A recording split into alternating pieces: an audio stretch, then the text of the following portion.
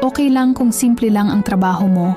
Hindi ka naman pinapahalagahan base sa title mo, kundi sa ugali mo. Basta marunong kang makisama, magbigay galang, at magtrabaho ng maayos, may respeto ka ng iba. Sa dulo, hindi ganda ng trabaho ang tumatagal, kundi kabutihan ng puso. Ang tunay na dangal, hindi yan nasusukat sa taas ng sahod, kundi sa taas ng pagtingin ng mga tao sa'yo. Kaya ipagmalaki mo kung sino ka, dahil may halaga ka.